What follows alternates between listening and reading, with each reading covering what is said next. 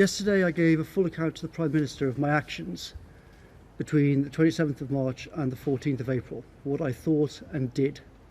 And he's asked me to repeat that account directly to you. I know that millions of people in this country have been suffering. Thousands have died. Many are angry about what they've seen in the media about my actions.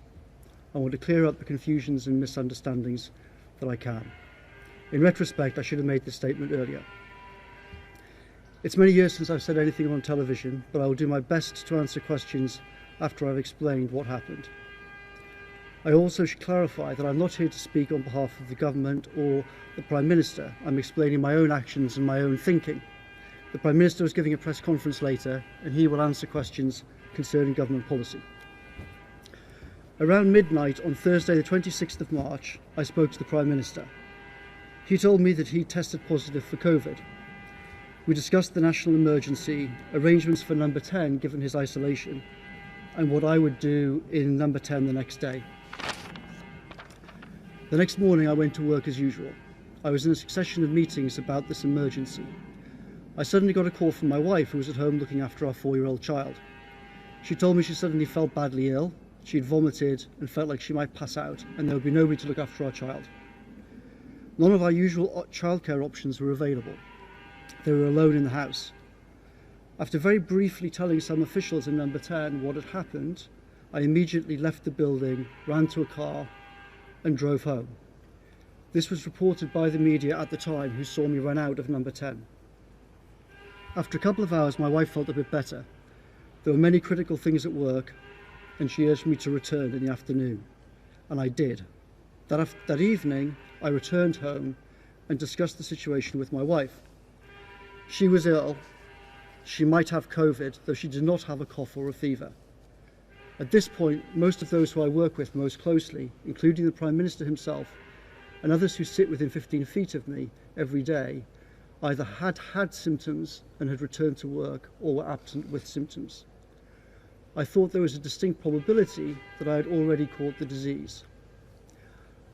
I had a few conflicting thoughts in my mind.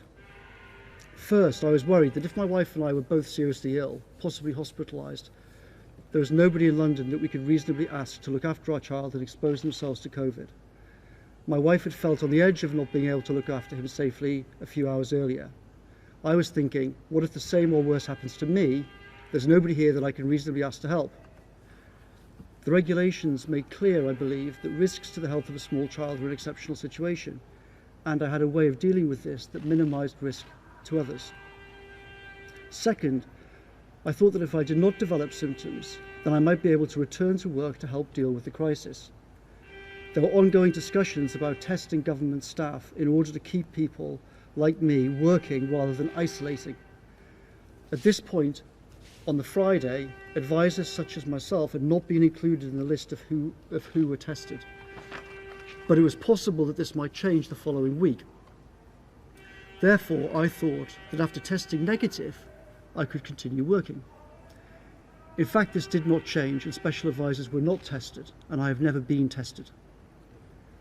Third, there have been numerous false stories in the media about my actions and statements regarding COVID. In particular, there were stories suggesting that I had opposed lockdown and even that I did not care about many deaths. For years I have warned of the dangers of pandemics. Last year I wrote about the possible threat of coronaviruses and the urgent need for planning. The truth is that I had argued for lockdown, I did not oppose it. But these stories had created a very bad atmosphere around my home. I was subject to threats of violence. People came to my house shouting threats. There were posts on social media encouraging attacks. There were many media reports on TV showing pictures of my house.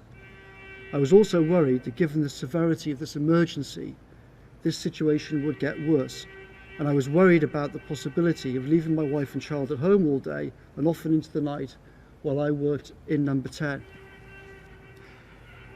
I thought the best thing to do in all the circumstances was to drive to an isolated cottage on my father's farm.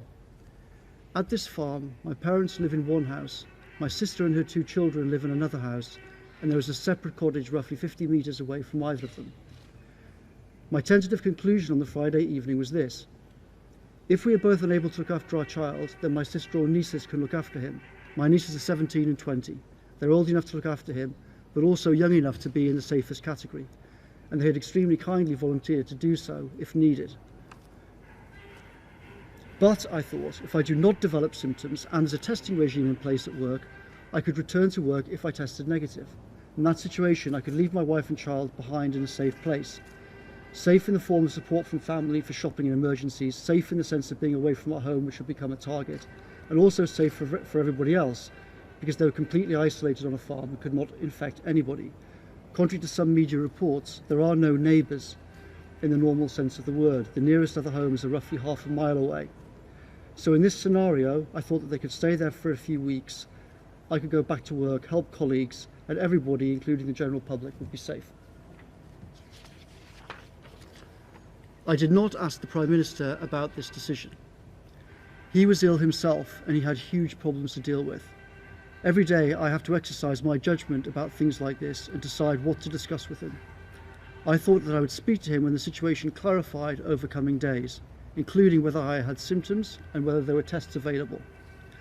Arguably this was a mistake, and I understand that some will say that I should have spoken to the Prime Minister before deciding what to do.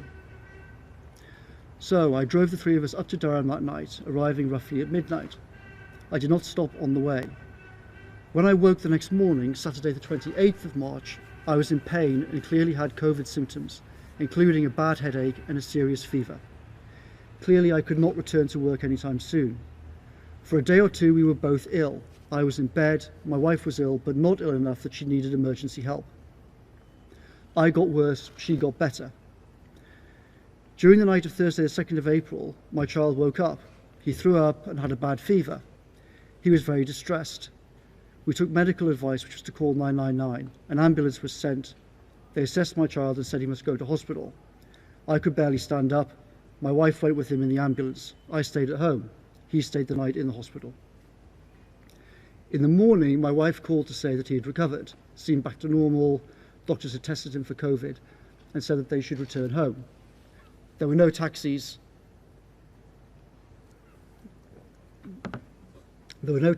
I drove to the hospital, picked him up, then returned home. I did not leave the car or have any contact with anybody at any point on this short trip. The hospital's, I don't know what, roughly 5 miles or something away, 2 miles, 3 miles, 4 miles, something like that.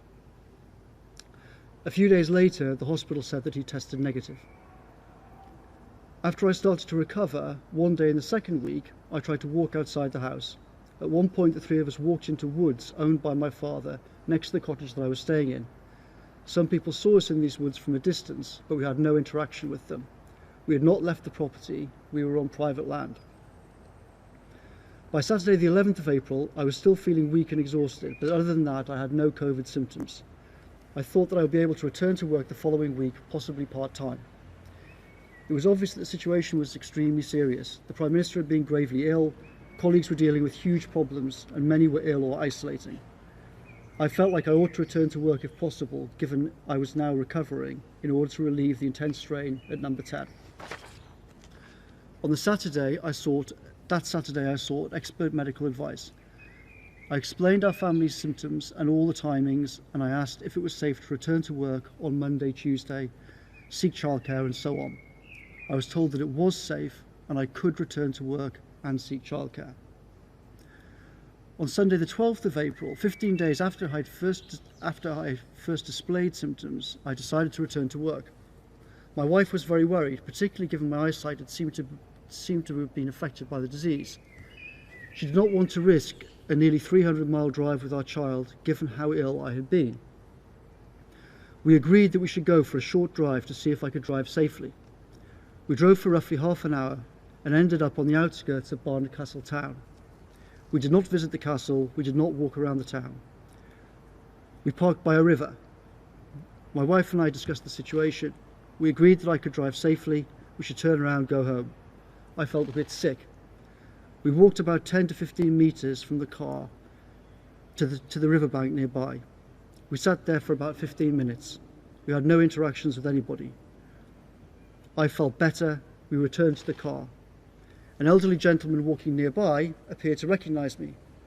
My wife wished him happy Easter from a distance, but we had no other interaction. We headed home. On the way home, Our child needed the toilet. He was in the back seat of the car. We pulled over to the side of the road. My wife and child jumped out into the woods by the side of the road. They were briefly outside. I briefly joined them. They played for a little bit, and then I got out of the car, went outside. We were briefly in the woods. We saw some people at a distance, but at no point did we break any social distancing rules. We then got back in the car and went home. We agreed that if I continued to improve, then the next day we should return to London and I would go back to work.